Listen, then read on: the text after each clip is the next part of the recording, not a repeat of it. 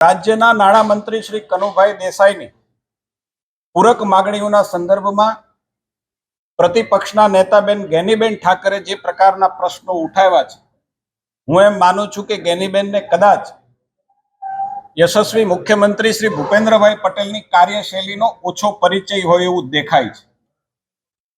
હમણાં જ જે પ્રકારે રાજ્યના મુખ્યમંત્રી એક નીતિ વિષયક નિર્ણય લીધો છે, રાજ્યની અંદર તમામ વિધાનસભા ક્ષેત્ર, તાલુકા ક્ષેત્રની અંદર 7 વર્ષ પહેલા કાર્પેટ થયેલા રસ્તાઓને, એટલે કે 7 વર્ષ જૂના રસ્તાઓને રીકાર્પેટિંગ માટેની મંજૂરીઓ આપી છે અને એક વિધાનસભા ક્ષેત્રની અંદર લગભગ 20 કરોડથી 40 કરોડના નવા જોબ નંબરો આપવાનું કામ એક સાથે આખા રાજ્યની અંદર માનનીય મુખ્યમંત્રીશ્રીએ કર્યું છે.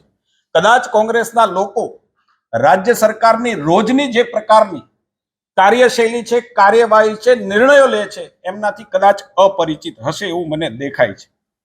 5.5 મીટર પહોળા કરવા માટેના લગભગ 3000 કિલોમીટરના રસ્તાઓનું કામ આજે શરૂ છે.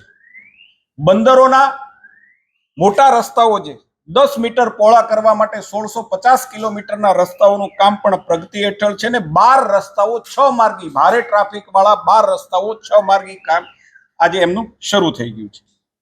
જ્યાં સુધી ગરીબો લોકોને ગેસના બાટલાની વાત છે, ત્યાં સુધી એક કુટુંબ 4 લોકોનું કુટુંબ હોય તો અંદાજે 4 કે 5 સિલિન્ડરોની જરૂર પડતી હોય છે ને રાજ્યની સરકાર અને કેન્દ્રની સરકારની માનવીય અભિગમને કારણે 2 સિલિન્ડર વર્ષ દરમિયાન 5 સિલિન્ડરની જરૂર હોય તો 5 માંથી 2 સિલિન્ડર વિના કોસ્ટે, વિના કિંમતે, મફતમાં આપવાની યોજના આ રાજ્યની અંદર પણ છે.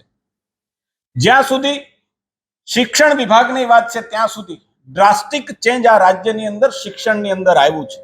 રાજ્યના બજેટની અંદર પણ એમનું રિફ્લેક્શન આપણને જોવા મળે છે કે જે પ્રકારનો સૌથી વધારે બજેટનું એલોકેશન શિક્ષણ વિભાગની અંદર છે.